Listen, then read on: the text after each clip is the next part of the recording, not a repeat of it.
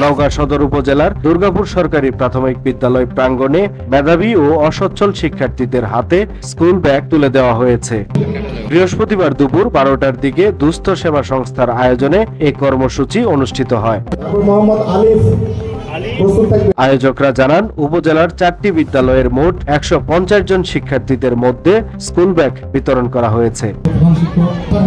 পড়াশোনার প্রতি শিক্ষার্থীদের আগ্রহ বাড়াতে এবং অসচ্ছল পরিবারকে সহায়তা করার উদ্দেশ্যেই এই উদ্যোগ নেওয়া হয়।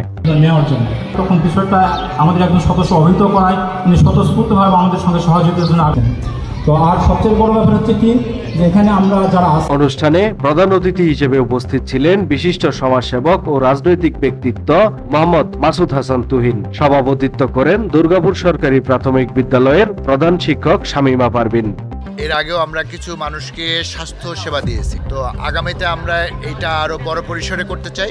আমরা চেষ্টা করব যে আমাদের যে বাচ্চাগুলো মেধাবী বাচ্চা, তাদের অসচ্ছলতার কারণে যে বাচ্চাগুলো ঝরে যাচ্ছে, আমরা এই বাচ্চাগুলোকে টিকিয়ে রাখার জন্য বৃত্তির ব্যবস্থা করা, এভাবে আমরা চিন্তা করতেছি। এখন আল্লাহ আমাদেরকে কোন দিকে নিয়ে যায় জানি না, আমরা মানুষের জন্য কাজ করে দেবো ইনশাআল্লাহ। এই সময় অন্যান্যদের মাঝে শিক্ষক, অভিভাবক ও স্থানীয় গণ্যমান্য ব্যক্তিরা উপস্থিত ছিলেন। একটা বিষয় আপনাদেরকে বলে রাখি, আজকে আপনার কষ্ট করে আপনাদের ছেলেমেয়েদের লেখাপড়া শিখান, একসময় শিক্ষিত লোকদের সবাই সম্মান করে, অশিক্ষিত লোকদের তেমন আমরা পাত্তা দিই না। সেই পর্যন্ত যারা খুবই বুঝতে আছেন এবং আমরা আপনাদের একটা আশার বাণী শোনাতে চাই। নিউজ ডেস্ক, সময়ের কলম।